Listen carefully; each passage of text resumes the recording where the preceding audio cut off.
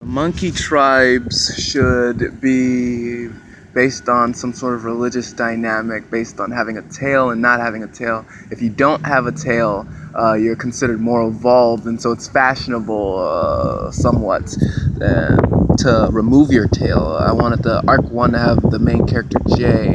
The Arc 1 is about removing his tail. He was proud of it, and I'm assuming he's autistic because he's a monkey. But when you move the tail, he's going to evolve into what essentially is colloquially referred to as the demon ape, because the next step of your evolution is a manifestation of your true potential. And so you evolve into new things, you evolve into different species, you evolve. So I wanted the tail removal to be done by like one of his friends, the dragon girl. I wanted that to be done out of anger because she has anger issues, and I wanted that to be representative of forcefully opening his gate of truth and despair.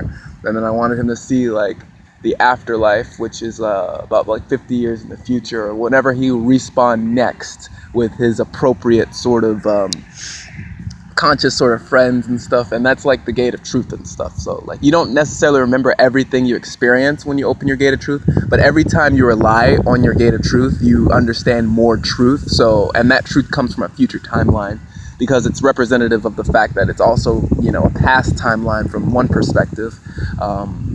It's complicated, but the main premise is that Jay's arc is he's trying to bond with people, but people don't really understand what he's trying to do. They think he's just joking around a lot, but he's typically trying really hard to empathize, but he can't actually feel any empathy or anything. He doesn't understand that, and that's going to culminate in maybe in the final, after she removes the tail, she actually reads his diary or something and sees what he was going through when he was telling the jokes or when he was doing the things. Maybe that was offensive.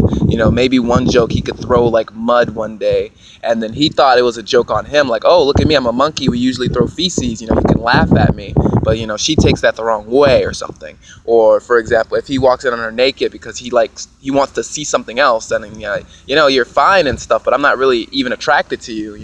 It could be that Jay's even aromantic in the series. I haven't really decided on that yet, but that's where I was going to go with that. These are thoughts for the Jay the Monkey Prince. The dragon girl, I've already explained, she's from a tribe of dragon herders. She has her dragon familiars, her explosive dragons. There's also the owl girl that's in love with the dragon girl. I wanted Jay to, like, for example, to note the attraction that the owl girl was repressing, but because the owl girl is repressing it, she's embarrassed by it, so she thinks he's teasing her because, making fun of her, but he's really just pointing out an actual fucking thing that he's just seeing and observing, and he thought he was, doing it in a way that was empathetic. So I wanted there to be a little dynamic about that in Arc 1, and then Arc 2, when it gets like quote-unquote serious, is when we're dealing with all of the implications of Arc 1, all the stuff that goes on in Arc 1. I want Arc 2 to be sort of,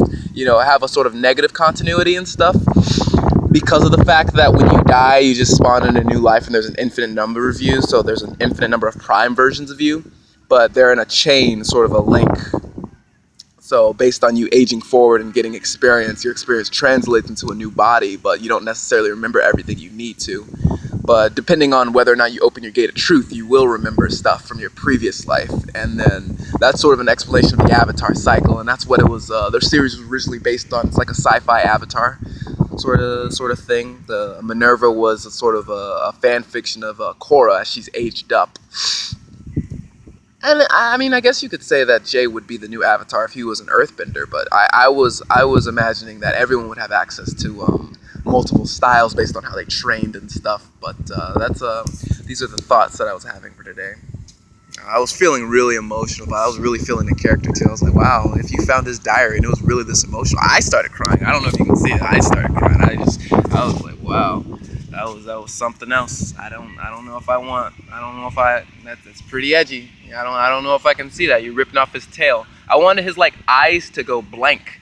That I wanted the pain to just be there. Like it would be blood and just like, and then she would burn it. So like sear the wound so he wouldn't be able to regenerate it, because there's technology to regenerate stuff. Instead if he would want to get a tail back, it would be a prosthetic. But that's a whole thing.